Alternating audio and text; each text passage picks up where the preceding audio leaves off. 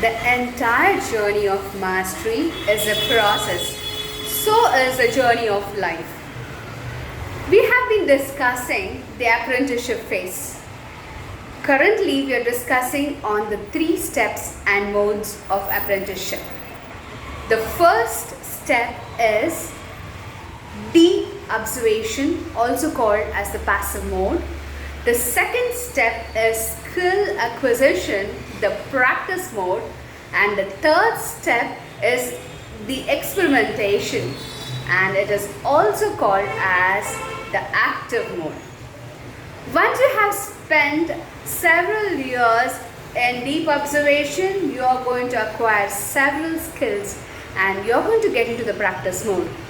Once you have completed enough of your practice mode, then it is high time to become proactive. Proactive with what? Proactive with experimentation. What are you going to experiment on? You're going to experiment on the skills that you have learned, because how do you know that you have learned? Though you know that learning is a process, but once when you actually get into real life, it is the testing phase. So which will give you a direct feedback onto the completeness of your knowledge. If you have completely learned your knowledge, you will be successful.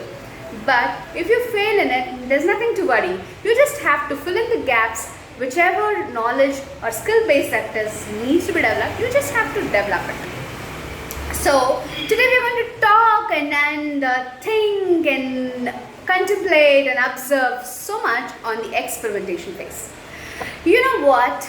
The experimentation phase happens when you have the willingness to take action. Willingness to take action is very important in action performance leadership. If you're not willing to take action, then how do you think you can produce results? So the basic minimum requirement for any accomplishment is taking action. You have to make a choice and take a decision, and then you have to act upon it. So the willingness to take action is very important in the experimentation phase. What do you think happens in the experimentation phase? There are 3 important criteria or learnings which happens in the experimentation phase. Usually, for example, imagine there's a startup. What happens whenever a person starts, he says, actually I've been always sharing. The person is highly enthusiastic, he wants to do that, he wants to accomplish. So the dreams are beginning to get manifested. But what happens to people? There is a moment of challenges. You start getting feedback. The feedback from the market. You have an idea. For example, you have a business idea, you want to implement it. You are going to go and experiment in the market. So it will actually take about 2 years to do this experimentation process, wherein you will get a lot of feedback and you are also exposed to a lot of criticism. So in this process, there will be a gradual development and improvisation of an idea. When implemented, you are exposed to a lot of criticism and feedback from people. This in the process will also develop your inner strength.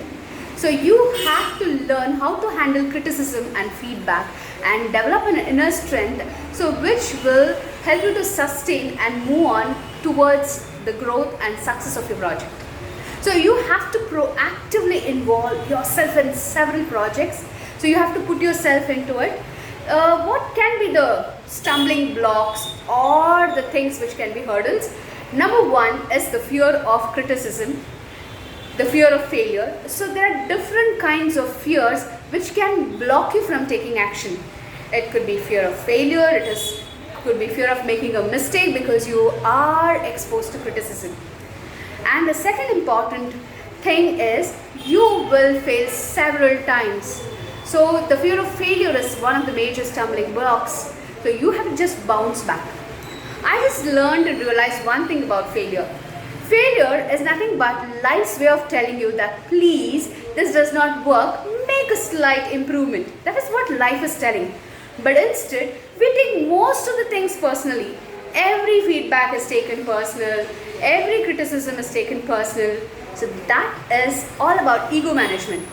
So you have to detach yourself from your work and look at it as an outsider. So there are 2 things you'll be doing in the experimentation phase. You will be closely observing as you're implementing. That's number one. And the second thing is you will also be exposed to criticism of people. So you will handle several things from the outside and several things from the inside, where you are going to bring about the necessary changes in the approach and the implementation process, while simultaneously you're also getting feedback from people. So it is important to observe yourself, make the necessary corrections, and also be exposed to the feedback, because your business is all about meeting the needs of people. It could be in the form of a product or a service. So it is very important to know what is the need of the customer or what is the need of your client, which is very important for the survival of the business. Most of the times we fail because rejection from the customer or failure, we take it too personally. So it is important to detach ourselves and be able to manage the criticism and receive them. Even if the criticisms are there, we have to use it constructively. So there's a important thing, and it was a great learning for me when I listened to Narayan Murthy saying, what were the two important things for your growth and towards legendary possibilities. So Narayan Murthy shared two important things. One was, he said that the continuous team never failed to learn. They always were continuously in the process of learning, which was given prime importance. And the second important thing was they were always open to the feedback from the market. So being open to feedback can help you towards growth. And it's very important to develop the attitude to handle criticism, the attitude to handle failure, and to always outgrow your mistakes. So what happens is, there's one more important link which I want to share with all of you. There is a direct link between your self-belief and your performance. For example, today I have started a simple task. The moment I accomplish it, I feel, yes, I can do it. The moment I don't do it, it is going to be a blow on my self-image. Suppose I make a mistake. So what happens is, I put myself into a vicious circle of non-performance zone. If I don't get it, there are chances that I stop it. But what you can do is give yourself incremental success.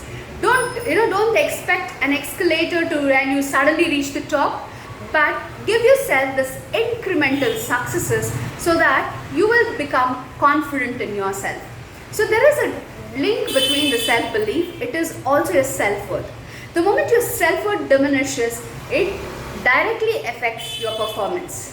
The moment your self-belief and self-worth is boosted, you will be a high performer. So there is a direct link between your performance and your self-belief or self-image. So most of the times what happens, we usually make people feel guilty about making mistakes. Rather than that, we have to create a support system which helps them to rectify their mistakes, to find a solution to outgrow their mistakes. Instead, what has happened is, there's a constant pressure from the society as well as the peers and the parents, wherein every mistake makes the person feel guilty. So it is very important to learn how to channelize the negative emotions. Ego is your best friend and also your worst enemy. So is everything about life.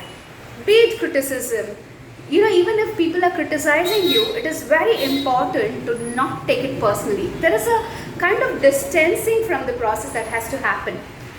For example, whenever most of the times you are being criticized saying, you're not unable to do work, we take it too personally, and that is where the picture of ego comes. The ego is blown out and it tries to throw all sorts of tantrums. And there's a lot of self-belief issues which creates a lot of self-doubt, and it makes it a self-revealing prophecy.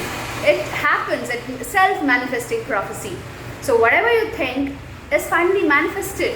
Even your doubts are manifested. So it is very important to pay complete attention at the task at hand, focus on accomplishing the task, rather than filling yourself with a lot of emotional tantrums from your ego, from your self-belief that is punctured, and from your emotional tantrums. It is time to focus all your energy and emotions in the direction of the task or the project that you are working on. So the experimentation phase of apprenticeship requires you to muster all courage, overcome your fear, learn to handle criticism, develop the inner strength, and constructively handle criticism. It also enables and ensures that you will be very creative in your next phase of going independent.